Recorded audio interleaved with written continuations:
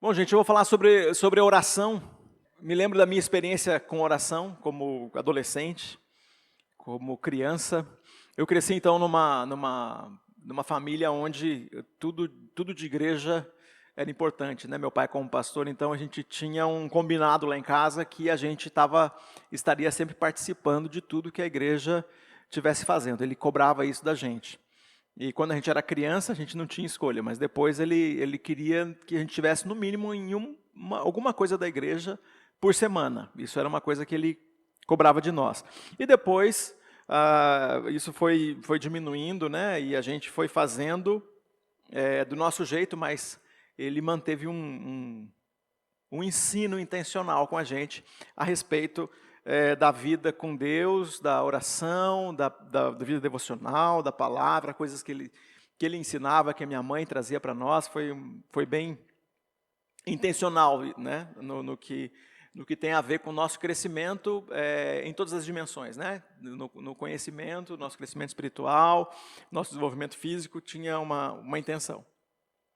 Mas uma coisa que era difícil na minha vida, algumas foram difíceis, né? Não é uma só não, mas muitas foram difíceis. Mas uma que me cansava só de pensar e me cansa só de lembrar, é a reunião de oração da quarta-feira.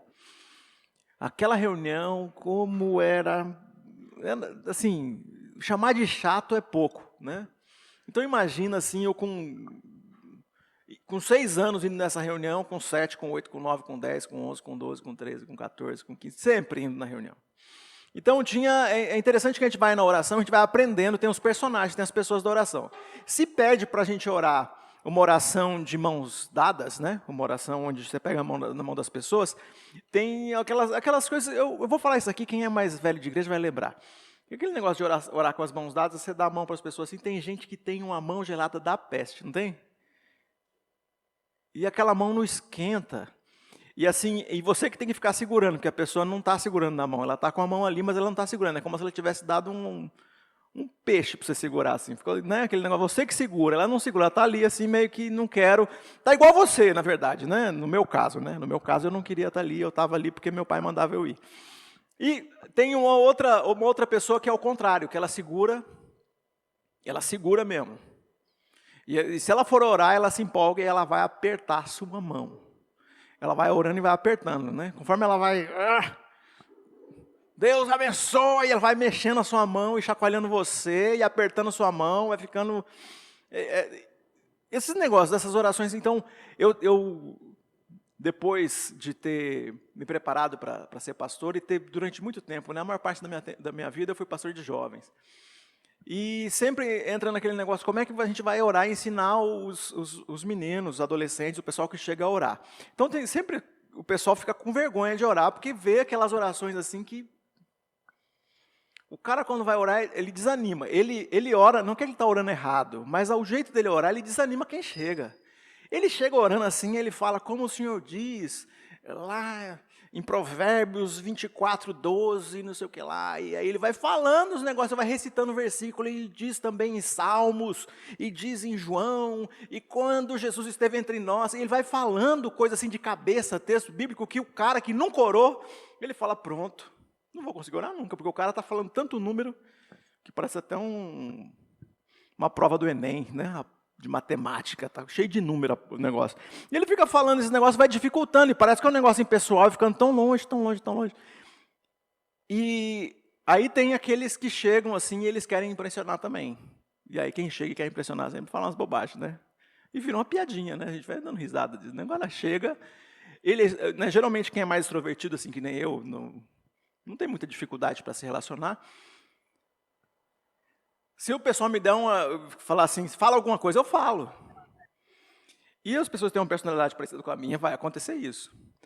Eu me lembro de uma história que... Eu não sei quem é que eu ouvi várias vezes, então eu não sei com quem aconteceu.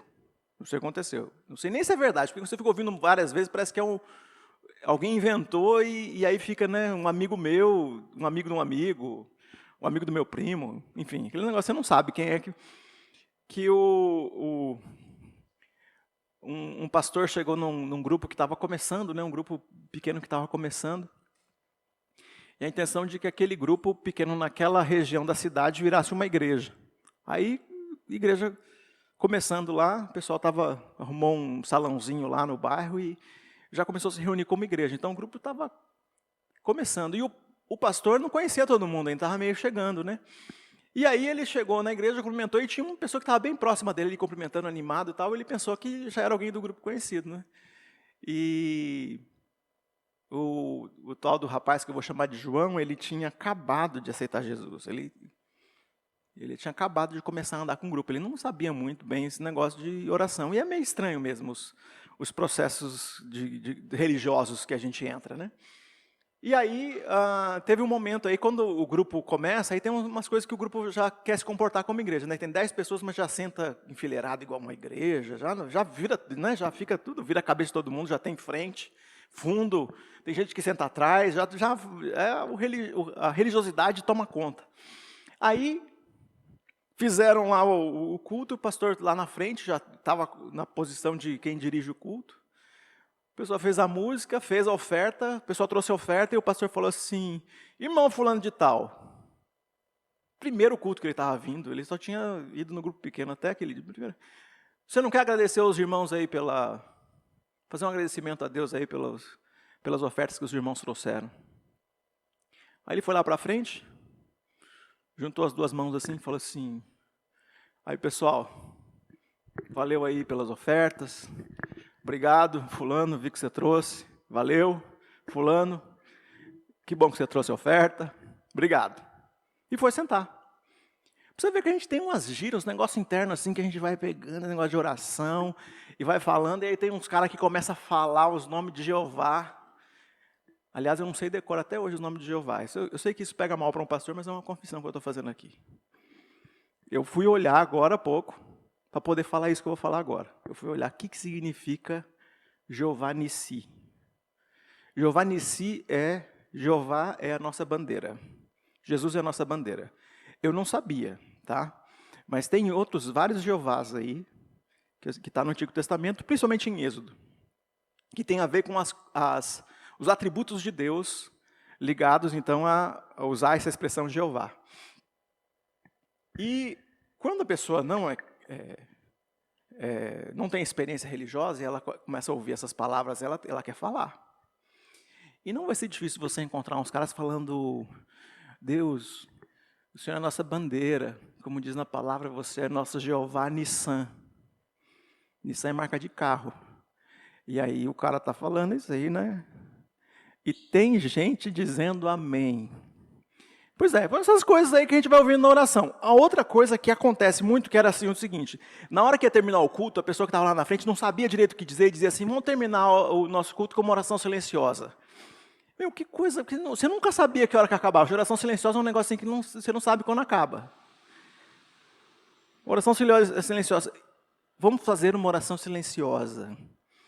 E oração silenciosa é um negócio assim, você para, todo mundo baixa a cabeça, é um negócio meio doido, porque baixa a cabeça, fica esperando. E você fica esperando alguém levantar para você levantar também. Se ele levantou primeiro, eu levantava todo mundo. No nosso grupo de jovens adolescentes, a gente já ficava assim de olho. A gente sabia que tinha um irmão que orava a oração silenciosa, eu acho que ele nem fazia, mas a gente ficava olhando para ele para ver ele levantar, porque ele levantava rápido. Na hora que ele levantava, todos os jovens adolescentes levantavam juntos, porque era aquele mais rápido. Agora, tinha umas pessoas que a oração silenciosa, todo mundo levantava, estava lá fora conversando, e o cara ainda estava na oração silenciosa lá dentro. Eu não sei o que era que a pessoa orava silenciosamente tanto, mas eu me lembro da minha oração silenciosa. Eu, uma oração silenciosa, falava: Deus, abençoa meu trabalho. Aí eu começava a pensar. Era domingo à noite, quase sempre, né? Não vejo a hora de ver os gols do Fantástico. Aí eu começava a pensar: amanhã tem que levantar cedo de novo. Que raiva, já começar a trabalhar. E aí eu começava a lembrar: vai ter prova amanhã. Aí minha cabeça ia embora. Né? Ia embora. Daqui a pouco estava pensando na Adriana. Estava pensando em alguma coisa que a gente ia fazer durante a semana, e estava pensando... Aí eu voltava para a oração e falava: Deus, o que eu estava pensando mesmo? Abençoa a minha semana. Assim, oração silenciosa é um negócio meio aleatório, assim, que você se perde no meio. Então, a gente foi crescendo desse jeito. E a oração não é silenciosa, eu já contei para vocês, e eu vou lembrar disso que eu não posso esquecer nunca. Eu vou lembrar vocês, que é para a gente não esquecer. Porque se eu esquecer isso, eu viro um perigo na oração. Quando a gente era pequenininho, eu tinha 8 anos nessa época. Tinha uma irmã na igreja, a irmã que mais orava da minha vida, assim, de oração longa, sabe? Para aquela época, eu não sei se hoje seria, não sei, parece que não, vocês vão ver no final. Mas uma oração que não acabava mais, aquele negócio. A gente dividia, a igreja era pequena e tinha poucos grupos, assim, no máximo dava 3 grupos de oração. E eu era muito azarado nesse negócio de grupo, porque eu sempre caía no grupo da Dona Iracema. Dona Iracema, eu sei que a mulher era uma bênção, mas nessa situação, um menino de 8 anos, na hora da oração, era ruim. O meu irmão mais novo, o Silas, toda vez que eu caí no grupo da Dona Iracema, ele ficava apontando para mim, tirando sarro. Que eu caí no grupo da Dona Iracema. Porque tudo para nós que era mais triste na reunião de oração da quarta-feira, era cair no grupo da Dona Iracema. E quando caía, no mesmo grupo, meu pai, um outro homem chamado Silvio, que era o marido da Dona Iracema. E Dona Iracema, aí lascou, aí nós íamos embora 10 horas da noite, porque os 3 orando, eles lembravam de tudo, eles falavam Jeová, Nissan, eles falavam todos esses negócios aí, eles lembravam das pessoas que não vieram, eles lembravam dos negócios que eu não sei de onde eu tirava tanta memória para orar tanto e falar versículo no meio da oração, tudo esse negócio que eu falei aqui, eles faziam. E aí, aquela oração que era sem fim, eu ficava lá, às vezes eu dormia, enfim. Era o meu medo de quarta-feira, que eu tinha medo da Dona Iracema, de cair no grupo dela na hora dela orar, porque a oração não ia acabar mais. E aí, a vida foi passando e a gente foi dando um jeitinho. Na hora de contar os grupos, o que a gente fazia? Eu fui ficando mais velho, né? 9, 10, quando estava com 11 anos, eu fui ficando malandro. Eu percebi assim, ó, vai começar a dividir os grupos por oração. Eu saía, na hora que dividia os grupos, eu saía. Ficava lá fora. Dividia os grupos, eu voltava e entrava no grupo que eu queria. Que não estava dando Iracema. Claro. Para evitar uma oração sem fim. Aí, foi indo desse jeito. Aí, um dia desses agora, mais recente, uns 3 anos atrás, a gente estava lá em casa conversando e a Júlia falou que ela ia ser pastora. A Júlia está aqui hoje. A Júlia falou que ia ser pastora. Eu já sei que eu vou ser pastora, quando eu crescer eu vou ser pastora e tal. E eu vou ser pastora, e começou a contar as coisas de pastora, que ela ia pregar, que ela ia ensinar. E ela falou assim, quando eu for pastora, eu vou orar. E eu vou orar. E as crianças vão querer que acabe, e as crianças vão chorar, mas eu não vou parar de orar, igual meu pai. E eu ferrou, né? Virei Dona Iracema. O que tinha de pior nessa vida? E a Júlia me revelou um negócio sobre que eu não sabia sobre a minha vida de oração. Aí eu tive que, quando tem criança perto, eu tive que mudar a minha oração, tive que facilitar, né? Para não... Imagina... As crianças, tudo que elas não querem na vida é ficar perto do pastor na hora de orar, porque vai ser uma coisa sofrida. Quero levar você hoje a refletir sobre os 2 versículos do Salmo 139, para que ele tenha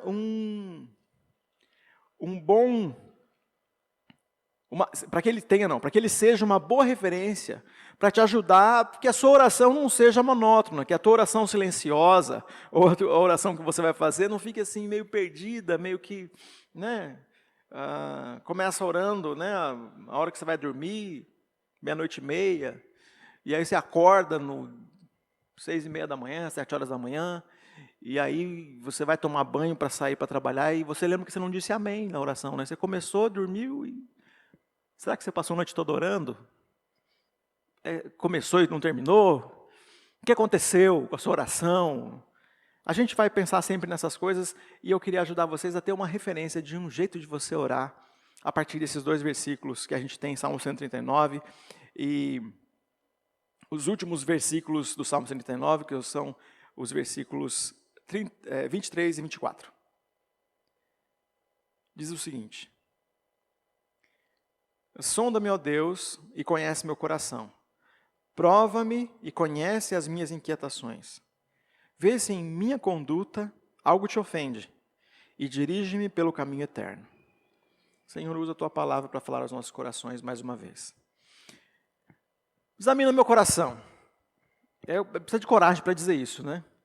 A hora de encarar a verdade. A hora de, né, Senhor, na NVT diz examina, né? A canção, né, que faz a gente decorar aqui é sonda-me, ó Deus, conhece o meu coração, olha para dentro de mim. É hora de fazer um exame. Fazer um exame igual a esse que a gente vai quando a gente quer fazer um check-up. Examina meu coração. É o coração como sede dos pensamentos e do sentimento. Não é o coração nesse sentido físico aí. É o coração como sede dos sentimentos e pensamentos. Sonda meu coração. O que está me cansando? O que me deixa cansado, me deixa cansada, que me deixa irritado? O que me faz agressivo? Sonda meu coração. Eu estou dizendo que preciso de uma coisa, mas será que eu preciso mesmo? Eu estou lutando por uma coisa, mas essa luta tem a ver com o meu ego ou tem a ver com aquilo que é correto lutar? Qual é o estado do meu coração? E aí, a gente precisa quando a gente vai fazer isso, a gente precisa de coragem, porque essa oração, examina meu coração, sonda meu coração, ele vai levar a gente para um lugar onde a gente pode se condenar, e a gente tem que corrigir. Vai levar a gente para um lugar que avalia, para um lugar que avalia, mas avalia diante de Deus. Senhor, olha o meu coração, olha as minhas intenções, porque, gente, é muito fácil fingir. E uma coisa que acontece, que é importante lembrar, é que o profeta Jeremias diz que o nosso coração é enganoso. Ele é enganoso. Ele é enganoso para enganar a gente. A gente sempre pensa que o coração do homem é enganoso porque os outros enganam a gente. Claro, é sempre mais fácil jogar a culpa nos outros. Mas o nosso coração é enganoso em relação a nós. Ele revela coisas que são... Quando a gente está avaliando aqui, né? Ele vai revelar coisas que mostram nosso ego. Que sem Cristo, a gente vai ser egoísta. A gente vai ser egocêntrico. Que a gente, sem Cristo, a gente deseja o que não tem a ver com Deus. A gente deseja o que a gente quer e não o que Deus quer. Senhor, examina meu coração. A gente racionaliza, a gente tem tendência para racionalizar. E a gente vai dar respostas. Por exemplo, eu não sou materialista, eu gosto de coisa boa. Isso é uma resposta comum. Não, eu gosto de coisa boa, eu não sou materialista. Isso é racionalização. Que talvez a gente seja materialista sim. A gente precisa enfrentar a batalha da vida e reconhecer que a gente tem tendências a essa questão. A gente vai dar uma roupagem de virtude para aquilo que é pecado. A gente vai falar da vida de outra pessoa e vai falar que isso não é fofoca coisa nenhuma. A gente vai falar da vida de outra pessoa sem responsabilidade, ou vai até acrescentar talvez alguma coisa, acrescentar um juízo, e pode ser até destrutivo em relação a outra pessoa, mas a gente vai racionalizar a ponto de dizer, não, eu estou só falando o que ela falou, o que ela fez mesmo, o nosso coração é enganoso. Então, por isso a gente precisa dizer, Senhor, sonda meu coração.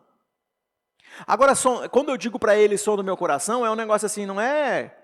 Sonda meu coração, Senhor, eu sondo meu coração, porque a gente está falando assim, a oração da boca para fora, até agora pode ser muito fácil dizer, Senhor, eu sondo meu coração. Não. Senhor, sonda meu coração. Senhor, examina meu coração. Tem um caminho que eu estou indo que não é o caminho eterno. Senhor, sonda meu coração, revela as minhas inquietações, os meus temores, aquilo que está me deixando ansioso, aquilo que me deixa nervoso, aquilo que me deixa com medo. Mostra o que está aqui dentro. Por que eu me recuso a quietar? Por que eu me recuso a aceitar que essa música, que foi cantada agora, em teus braços é o meu descanso, por que eu me recuso a aceitar que isso é uma verdade? Examina meu coração, por que eu me recuso a aceitar que nos braços de Deus eu tenho descanso? Por que eu né, na sombra de tuas asas, como diz o salmista, eu tenho descanso, eu tenho proteção? Por que as verdades de que Ele nos faz andar protegidos, por que essas verdades custam a ser plantadas no nosso coração, custam a ser aceitas.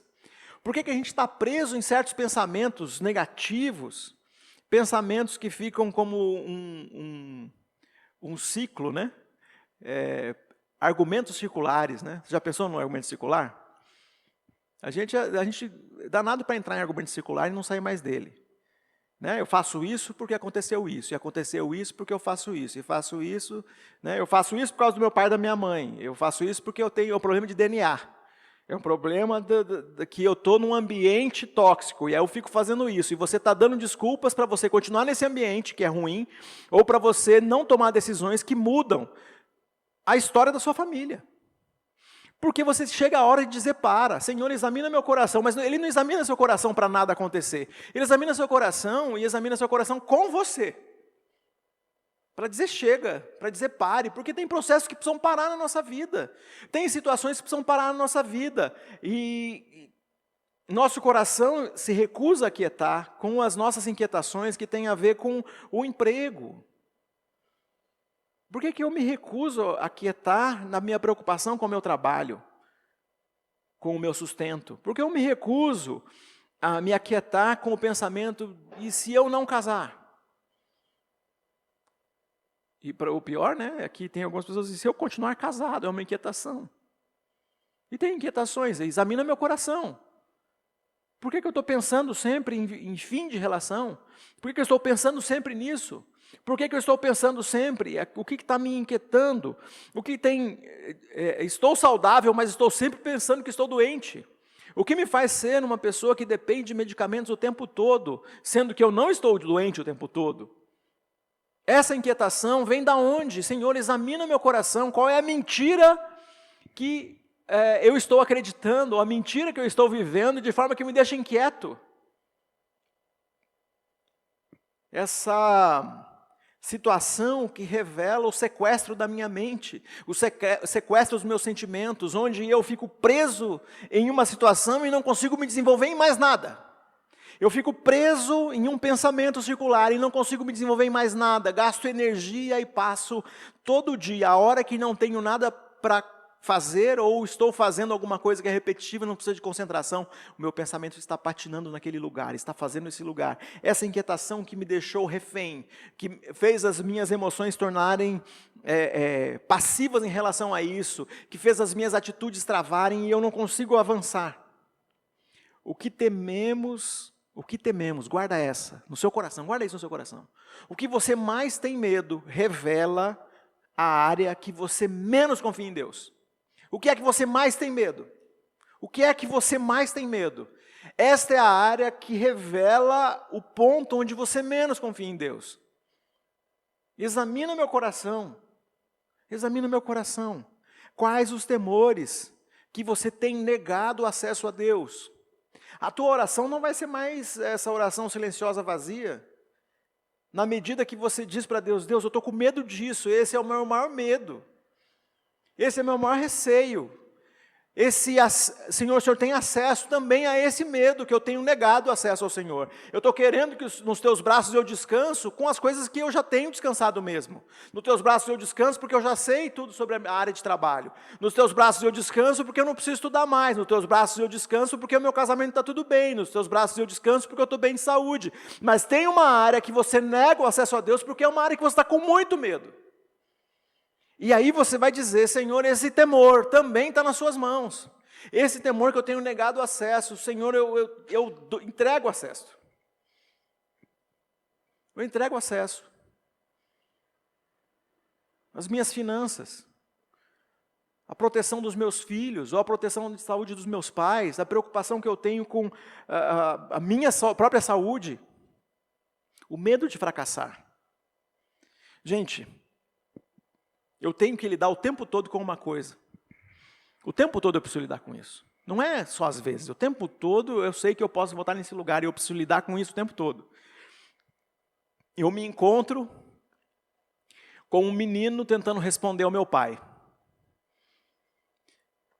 Eu, pequenininho, meu pai me chamou para ajudar, meu pai me tratando como se eu tivesse 18 anos, me chamou para ajudá-lo numa tarefa de casa.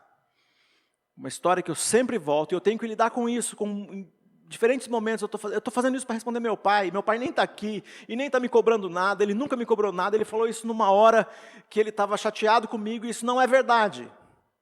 Eu tenho que lembrar disso, né? Porque a infância é o chão que a gente sempre visita, que a gente sempre pisa. E eu volto naquele lugar, e é triste porque eu tive muitas passagens felizes com meu pai, muito mais, é triste porque eu volto nesse lugar ruim. Nessa história ruim, eu tenho mais facilidade para pisar nesse lugar, nesse chão ruim, do que viver uma vida de liberdade, de coisas boas que meu pai trouxe para mim. Eu ajudando meu pai, no meio do dia a dia, ele estava colocando um vidro numa das janelas, lá onde nós morávamos. E, de repente, o vidro que ele pediu para eu segurar, eu nem sabia que vidro quebrava, eu não sabia que vidro caía, eu não sabia nem o que era segurar. Eu era uma criança de 4 anos e meu pai me tratando como alguém de 18 anos que tinha a compreensão de tudo aquilo que aquilo significava. Eu segurando o vidro e, de repente, eu não sei o que me distraiu. Isso aí, não sei. Quando meu pai vinha com a massa para colocar no vidro, eu me virei e larguei o vidro que ele tinha pedido para segurar. Quando eu soltei o vidro, ele caiu bem na hora que meu pai estava chegando com a mão e o vidro bateu na mão dele. Cortou a mão dele. Então imagina, junta aí, né, o barulho do vidro quebrando, o sangue e meu pai gritando. Meu pai é catarinense, era catarinense, que já está no céu. Piá desgraçado, não presta para nada. Gente, eu não sei porquê. Aliás, eu sei, porque a nossa mente é assim. Eu tatuei essa frase na minha mente, e o que acontece? Quase tudo que eu vou fazendo passa por esse filtro. O filtro de não prestar para nada. O filtro de não prestar para nada. Então, essa questão do eu não presto para nada, e de repente, quando eu vou encontrar uma coisa para fazer, eu vou descobrindo que parece que nada vai funcionar. Que eu não presto para as coisas. Eu tenho que lidar com isso. E tenho que lidar com isso, e aí tenho a verdade de Deus, que veio depois, veio anos depois, eu tive que lidar com isso. Olha, isso era tão forte, tão presente na minha vida, que Deus colocou uma mulher para profetizar na minha vida de um jeito tão espantoso, que até hoje, quando eu conto, eu fico espantado com aquilo que Deus fez. Ele trouxe uma mulher do Rio Grande do Sul, num momento tão estratégico e tão difícil da minha vida, onde eu ia ter que assumir o pastoreio da igreja que eu estava antes de começar na nossa igreja. E aí, estava numa circunstância dessa, um menino veio e falou, uma amiga da minha mãe veio aqui e disse que ela tem uma profecia para o pastor novo dessa igreja. E aí eu fiquei, né, falando só que me falta, né, amanhã eu fiquei pensando, né, a gente fica criando, né, a cena. Fiquei pensando que ia começar o culto no domingo, essa mulher ia levantar e ia começar a falar um monte de coisa, não ia ter como controlar, ia falar um monte de bobagem, e eu ia ter que ser o cara que levanta em nome de Jesus. Cale-se, né? Ia sei lá o que ia acontecer. Minha preocupação. Mas não, Deus estava dando uma resposta definitiva a respeito daquilo que eu tinha guardado no meu coração.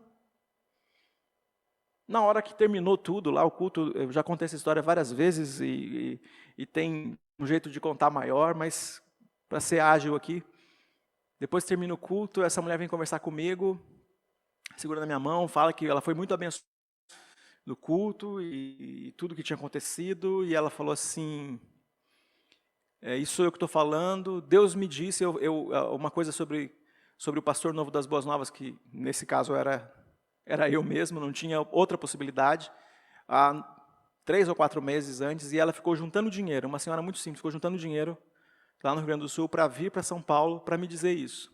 Isso mudou tudo. Na hora que ela falou isso, eu falei, é diferente, né? Não era mesmo aquilo que eu estava pensando.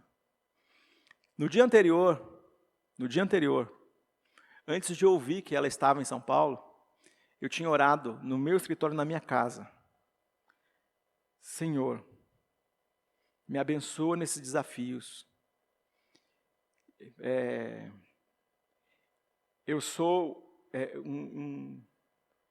eu estava dizendo da minha inadequação para aquele desafio que se apresentava, para pastorear a igreja sozinho. O pastor que era coordenador estava indo embora. E eu não podia nem contar para a igreja que isso estava acontecendo. Né? Nem contar para a igreja que a esposa dele estava com câncer. Eu não podia nem contar nada. Eu sabia das coisas, mas não podia contar. E eu sou teu servo e sou indigno, eu não sei o que fazer. Eu estava tomado por esse pensamento incapacitante de não prestar para nada. E aquela mulher veio, eu tinha uma palavra aqui, eu não consigo lembrar exatamente a palavra. Servo. Eu repeti na oração várias vezes. Eu sou um servo, eu dizia da minha incapacidade. Não era incapaz a palavra, não me lembro agora. Mas eu repeti essa palavra várias vezes, né? E é tão bom não lembrar ela, porque ela não é mais verdade na minha vida. E aí, quando falei isso, eu falei isso na oração, sem saber que a mulher estava lá. Então, uma oração que eu fiz no meu quarto, nem minha esposa tinha ouvido, ninguém tinha ouvido, era eu lá orando. Era eu orando sozinho. E aí, essa mulher falou assim: você é o servo que eu chamei. Você não é incapaz. Nunca mais repita isso. Aquela palavra, gente, foi a energia que eu precisava para fazer tudo o que era necessário fazer naqueles meses, né, que foi pouco mais de um ano, para trabalhar pastoreando a igreja sem mais gente na equipe. Gente, o que você tem pensado que, na verdade, não é Deus te conduzindo, é o medo te conduzindo. É o medo que tem te conduzido. Qual é a mentira que tem te conduzido e que tem a ver com o medo? Examina, Senhor, o meu coração e mostra a verdade. O que Deus mais deseja sobre você pode estar do outro lado do que você mais teme. E era isso. No meu caso, foi assim que Deus agiu. Aquilo que eu mais temia, aquela sensação de incapacidade, na verdade, do outro lado do que eu mais temia, estava Deus. E Ele me conduziu para esse lugar, onde eu tinha certeza do que Ele estava me chamando. Então, orar para que Ele revele os seus temores, né? Sonda-me, ó Deus, conhece meu coração, conhece as minhas inquietações, a coragem para você dizer para Ele que Ele não deixe o medo deter você, o medo impedir que você avance. Que Deus esteja andando com você para que você permita esse exame. E a última parte é: desvenda os meus pecados. Vê se em mim há uma conduta que te ofende. Desvenda os meus pecados, mostra o que te ofende. Mostra o que está no meu coração, porque a gente acusa os outros com... É interessante isso, né? A gente acusa os outros numa agilidade, na mesma agilidade que a gente dá desculpas sobre o que fazemos e o que somos. A gente se desculpa por tudo que fazemos e o que somos, e a gente acusa os outros. Então, com facilidade eu acuso meu pai por alguma coisa que ele me fez, mas eu não reconheço aquilo que eu sou. A gente consegue explicar o comportamento, a gente consegue colocar o nosso defeito escondido, e a gente consegue ver com agilidade os problemas dos outros. Isso é aquilo que a gente tem em Mateus 7, está muito claro. A gente lida facilmente com o cisco que está na vida dos outros, e a gente custa ver a viga que está na nossa frente, que está nos nossos olhos. Então há hábitos, há atitudes, há relacionamentos que as pessoas estão falando para você que deveria parar. Atitude que você não devia mais ter, palavras que você não devia mais falar, pessoas que você não devia mais trazer para tão perto de você. Coisas que você precisa mudar. O que é que você precisa mudar? Gente, a gente sabe que o nosso relacionamento, a gente fica falando o tempo todo, que a gente tem até as ideologias políticas, né? Tem uma ideologia política, e ela não percebe, né? Mas isso é um problema de lógica, né? Qual é o problema de lógica?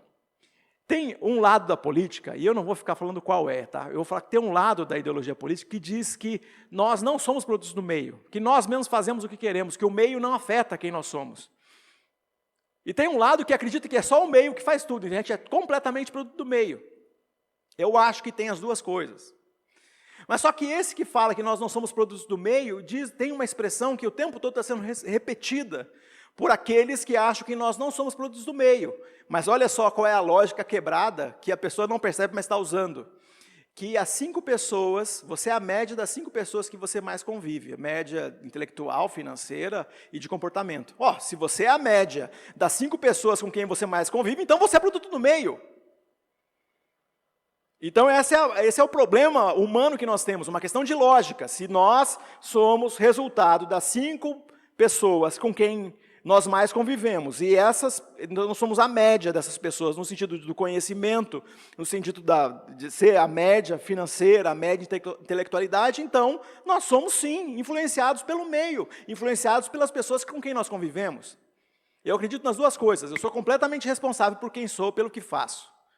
Mas eu tenho sim uma medida de influência. Então o que eu preciso fazer é dizer para Deus, Senhor, o que é que tem que mudar?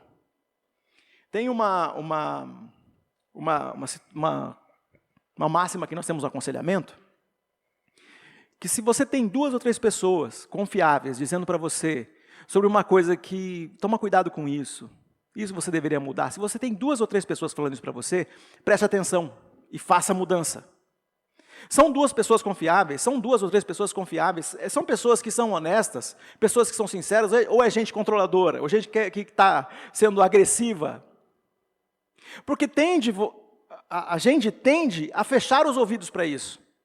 E a gente tende a dizer, eu sou dono da minha própria vida, eu posso ser o que eu sou, mas pessoas que nos amam, às vezes estão ajudando a gente a ser mais afiado, a ser mais assertivo, a ser mais equilibrado, a ser melhor pai, a ser melhor amigo, a ser melhor profissional. Qual é a área da sua vida que está sendo questionada pelos outros? Qual é a preocupação de pessoas queridas, que são pessoas sinceras e queridas, que estão realmente preocupadas com você, realmente colocando coisas que você precisava colocar como mudança? Então, alguém que tem dito que isso é desaconselhável continuar sobre a sua vida. Isso é um jeito de você olhar para isso, ver em mim se há uma conduta, algo na minha conduta que te ofende, e talvez Deus já tenha colocado as pessoas para te ajudar nisso.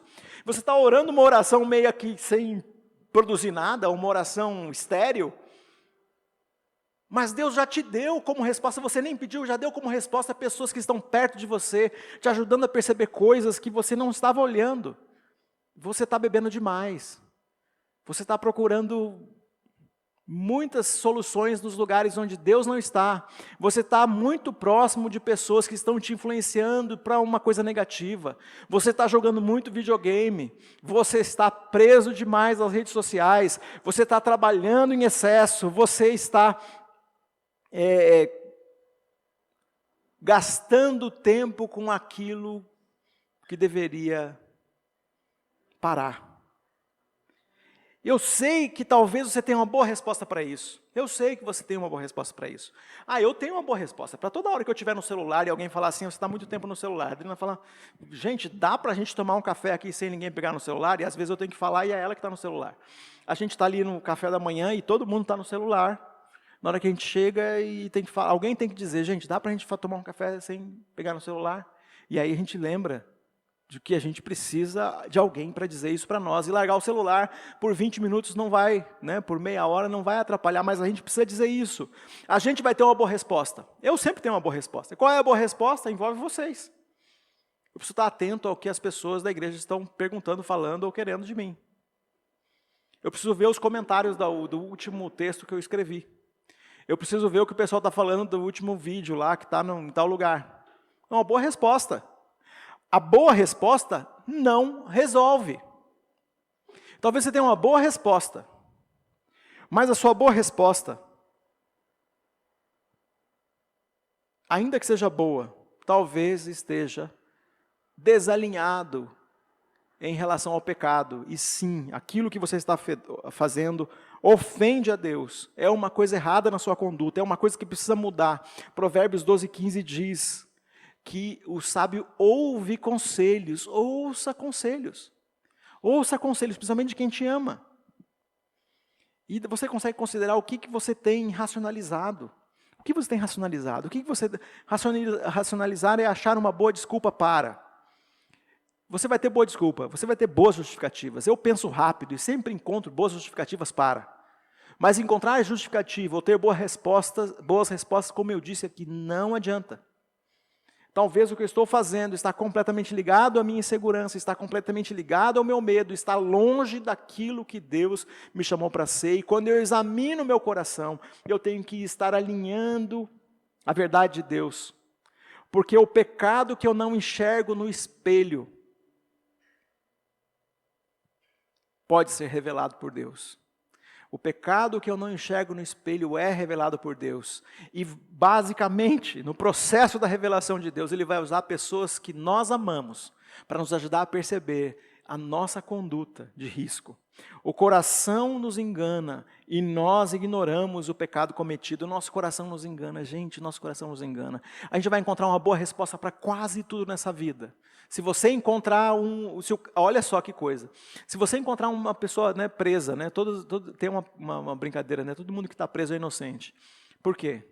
Se quem está preso não tiver uma boa desculpa e ele procurar um advogado, o advogado, para defendê-lo, encontrará uma boa desculpa que ele ainda não encontrou. Uma boa desculpa, o pecado cometido que nos controla também a ponto da gente ter boa desculpa. Então a gente vai dizer para Deus, então a nossa oração, a gente não quer uma oração estéril, nós vamos dizer para Deus, Deus, tem alguma coisa na minha vida que te ofende? Porque tem alguma coisa na nossa vida que ofende o outro? Que ofende pessoas que nós amamos? Basicamente, se tem coisas que ofendem, que está numa construção de ofensa a quem nós amamos, também está ofendendo a Deus. E a gente vai perceber que a gente não tem controle de tudo que fala, que pensa, que faz, de como a gente está egoísta, de como a gente está encontrando soluções que esse mundo está oferecendo para a nossa ansiedade, as soluções que está na bebida, que está nos jogos, que está nos medicamentos, que está na pornografia, que está nos hábitos contínuos e repetitivos. A gente está assumindo o transtorno compulsivo como se fosse normal. A gente está normalizando o transtorno compulsivo, normalizando isso e não está dando o nome que precisa ser dado. A gente não está colocando diante de Deus dizendo essa conduta ofende a Deus e diminui nossa capacidade de realização, diminui nossa capacidade de ser assertivo. A mensagem, eu quero indicar para vocês, a mensagem que foi pregada o ano passado, no Cura pela Palavra, o ciclo Popeye. Você pode ir lá e eu conto a história, em pormenores, a história de Davi, e baseado no Salmo 32, a história de Davi e Batseba. Mas vocês conseguem imaginar qual seria a desculpa de Davi? Para quem não conhece essa história, Davi ele estava num momento de relaxar, que como ele devia ter pensado, eu acho que eu lutei, né? Racionalizando, eu acho que eu lutei muitas batalhas, eu posso dar uma relaxada.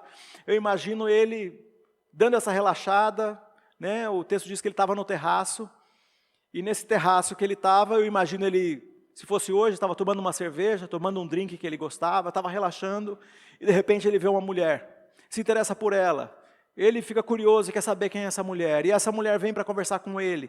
Ele, nesse momento, não era um homem solteiro. E essa mulher vem e ele descobre que essa mulher é casada. Mas ele, mas ela deve estar assistindo sozinha, né? Porque o marido dela não está aí. Quais foram as racionalizações que foram sendo construídas? As mesmas que a gente faz. Para essa aventura sexual que ele teve, ele criou um monte de pequenas desculpas. Não tem problema nenhum conversar com ela. Como ela é linda, ele começa a elogiar a mulher, ela começa a receber elogios. Isso não está na Bíblia. Mas eu quero que você pense qual foi a construção que ele fez na mente dele, que ele se desculpou a ponto de dormir com uma mulher casada, sendo ele também casado. É nesse campo que a gente vai, isso é uma conduta que ofende a Deus, onde ele racionalizou e foi quebrando as barreiras que já tinha de proteção e foi avançando, e avançando, e avançando, e por isso te aconselho a ouvir a mensagem toda lá, a mensagem que eu já preguei há mais de um ano, onde eu descrevo toda a história, a ponto dele assassinar outra pessoa. É isso. Não está sob controle. Então, dirige-me, Senhor. Dirige-me pelo caminho eterno. É assim que termina o Salmo, com esses 2 versículos. Sonda-me, ó Deus. Então, olha para o meu coração. O que está te ofendendo? Qual é a verdade que não está sendo... Qual é a verdade tua que não está sendo real aqui? Aquilo que está me distanciando do Senhor. Estou sendo guiado não pelo caminho eterno, mas guiado pelo meu medo, guiado pelo meu egoísmo, guiado por uma mentira, e posso ser guiado pelo Senhor. Se você cansou das orações estéreis, se você cansou de orar uma oração silenciosa que te leva para longe de você mesmo, que não terminam com um amém, que não terminam com você com um coração renovado, eu te desafio a orar lendo esses 2 versículos, perguntando para Deus: tem pecado? Tem medo? Tem ofensa? Mostra a verdade, Senhor, sobre quem eu sou. E me ajuda a andar pelo caminho eterno. Sonda-me, ó Deus. E eu quero andar descansando. Como a canção que o Pedro cantou, eu vou pedir o Pedro repetir a canção daqui um pouquinho. Que a gente possa descansar nos braços do Senhor, de verdade. Que seja uma verdade para a sua vida. Uma verdade de quem tem coragem de dizer: Senhor, sonda meu coração, a minha alma. Revela, Senhor, aquele caminho que eu não deveria, mas eu tenho ido mais do que eu deveria. Tenho ido além, tenho dado passos e aí tenho racionalizado ainda, dado boas desculpas para permanecer nele. Me ajuda. Socorro. Tem um bom amigo? Você tem um amigo? Podia chamá-lo agora.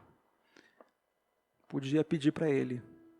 Podia dizer: eu não estava ouvindo aquilo que você falou, mas eu vou vigiar nisso. Vou voltar para a minha dieta.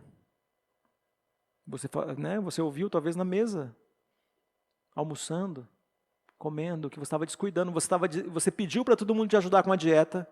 E alguém disse uma palavra, lembra que você falou que estava... E aí você ficou bravo quando a pessoa falou, porque você queria se desculpar e manter tua obstinação em comer demais. E você ofendeu aquela pessoa que estava cuidando de você. E você tinha pedido para ela cuidar. O meu filho aqui pedindo para a gente incentivar que ele mantenha a rotina dele de exercícios, indo para a academia, indo para manter a rotina de exercícios, e uma hora você fala com ele, ele fica bravo. Mas foi ele que pediu. E esse é o certo. Uma vez que está tendo a despesa, que faça de verdade aquilo que se propôs a fazer. E a gente faz isso nas outras áreas da vida da gente também. A gente tem gente que carinhosamente está nos direcionando, está nos ajudando, e a gente está fechando os olhos. A gente não está fechando os ouvidos, fechando o coração. E está andando obstinadamente, repetindo os erros. Repetindo os erros. Alguém falou para você, você está escolhendo pessoas erradas para você viver, para você conviver. E você tem mantido isso. O que é que está no seu coração que te leva sempre a relações assim? Perguntas que você responde, que você acerta com Deus, que você resolve com Deus, porque você sabe que Ele quer te guiar pelo caminho eterno. Senhor Pai Todo-Poderoso, guia-nos pelo caminho eterno. Como a gente pode ler aqui nesse Salmo de Davi, no Salmo 139, guia-nos, Senhor. As nossas orações às vezes estão vazias de humanidade. Talvez estão cheias de religiosidade, talvez estão cheias de repetições que são vãs, repetições que são sem sentido. Estão cheias de palavras que têm pouco sentido, porque nós não estamos fazendo aquilo que alguém que segue Jesus deve fazer. Contar com o Espírito Santo de Deus para que o coração seja transformado, para que o coração seja conhecido, para que o coração seja controlado. E nunca vai acontecer por nós, o coração seja controlado pelo Espírito Santo de Deus. Senhor, nos ajuda a enfrentar nossas inquietações e nos dirige pelo caminho eterno. Age na vida de cada um. Em nome de Jesus. Amém.